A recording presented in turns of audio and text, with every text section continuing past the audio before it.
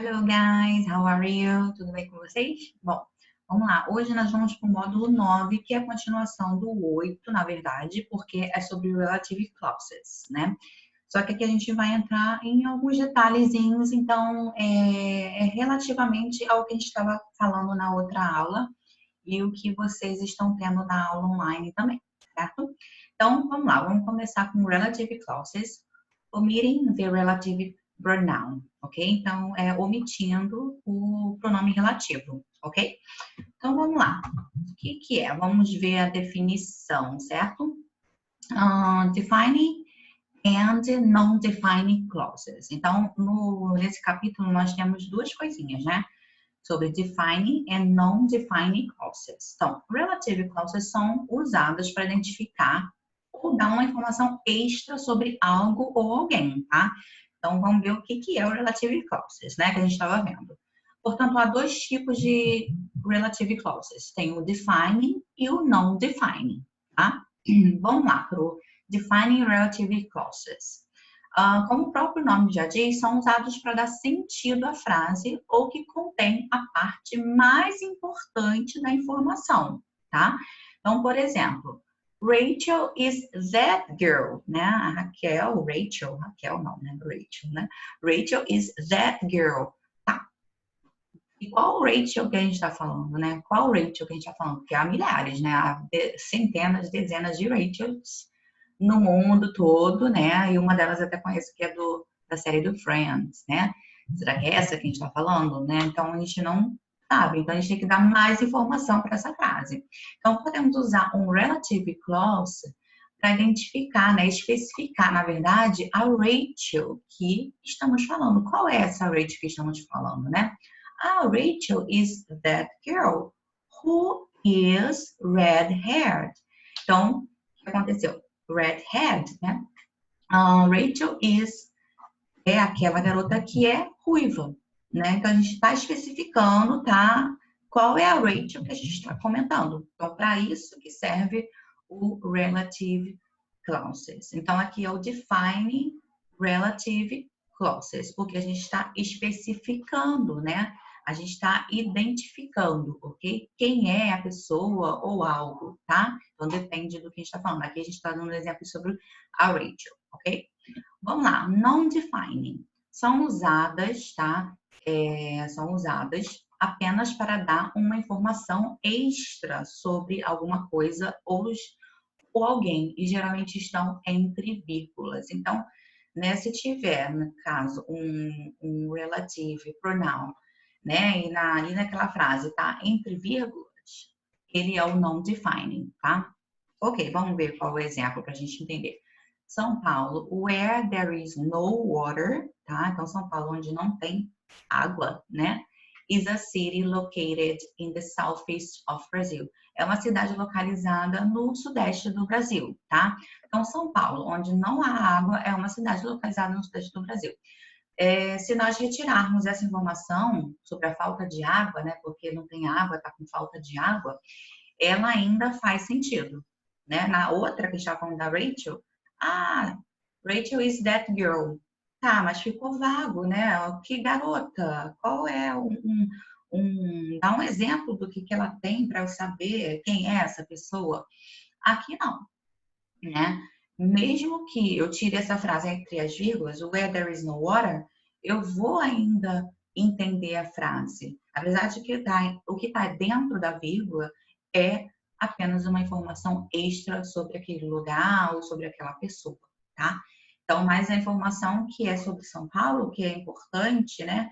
É que é uma cidade localizada no Sudeste, né? Is a city located in the southeast of Brazil, né? E esse, entre aspas, onde tem o relative pronoun, que é o where, daqui, ok? Aqui.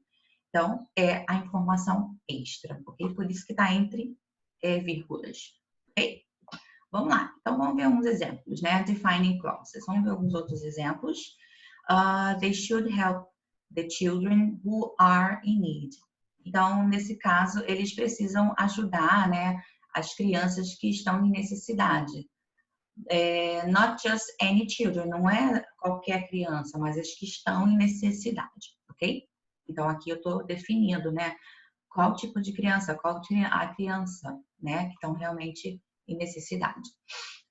These are some of the things which I found in the car. Então, essas são algumas das coisas na qual, né, eu encontrei no carro, tá? Esse tudo que eu tô falando é sobre defining clauses, tá? A gente precisa da informação para saber do que nós estamos falando. Então, temos que usar o relative pronoun e nele depois vem a informação que a gente precisa mesmo, tá? Porque sem ela a gente não vai entender nem o que a pessoa está escrevendo e nem o que a pessoa está dizendo, ok? Vai ficar vago, né? Ok, vamos lá. Notice what happens if we leave the defining clause out. Então, vamos notar o que acontece de novo quando a gente deixa o defining clauses out, né? Fora. The woman has come here 3 times this morning. Tá, which woman? Qual mulher que veio aqui 3 vezes nessa manhã? Não temos informação, né? Ou, por exemplo, I went to the place. Ok, eu fui ao lugar. Que lugar? Which place? Né? Tem que ter uma continuidade, porque senão, assim como o português, fica uma coisa vaga, a gente não está entendendo. Aí a gente vai perguntar, tá, mas que lugar? Né? Ok, which place? Yeah. Which place did you go? Qual lugar que você foi? Então, precisamos dessas informações. It is common to omit the relative pronoun, tá? Então, é comum também omitir o relative pronoun. No caso, nas frases que são define, tá? E define object clauses, especially in informal style, principalmente nas informais, tá? Principalmente nas frases informais, então é muito comum omitir o define object clauses. Então é comum tirar, por exemplo, o who, o that, pode às vezes retirar da frase que não vai tirar o sentido, ok? Só que geralmente a gente vê eles muito na frase, né? Então, por exemplo, that's the boy I told you about you yesterday. Então, esse é o garoto que eu te contei, né, sobre, né, que eu te contei ontem. Eu poderia ter dito, that's the boy who I told you about yesterday, or that's the boy that I told you about yesterday. Então, todas as 3 frases que eu falei, todas elas podem ser usadas, a gente pode omitir o relative, né? Aqui no caso, o relative pronoun, né? Do clauses, do relative clauses, sorry. Pode omitir ele, ok? Faz fazer sentido. E geralmente é nas frases informais, tá? Mas, como eu falei, a gente sempre vai ver um who ali, um that, né? A gente sempre vai ver. Mas pode acontecer da gente não usar e não ler, não ver em algum lugar, ok? E vamos ver mais os outros exemplos de non-defining relative clauses. Então, elder, who is my nephew? Ó, tá vendo? Elder, que é o meu sobrinho, ó, entre vírgulas. Is a police officer, tá? Não é necessário informar que ele é meu sobrinho, mas eu quis já essa informação extra, né? O elder, aquele que é meu sobrinho, né? Quem é meu sobrinho? O que é meu sobrinho? Mas o importante aqui da informação é que eu quero passar que ele é um police officer, né? Que ele é um policial, ok?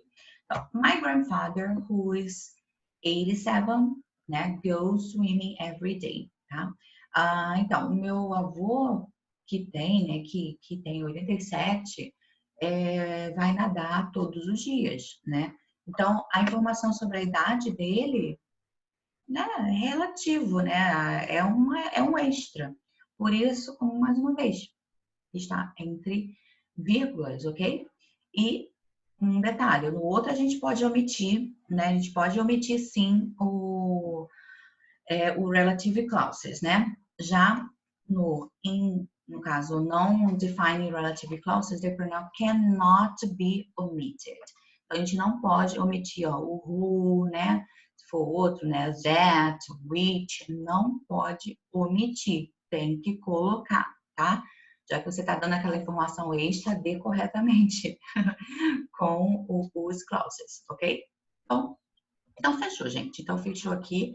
É só uma continuação do que a gente estava vendo no módulo 8, tá? Espero que tenha ficado mais claro.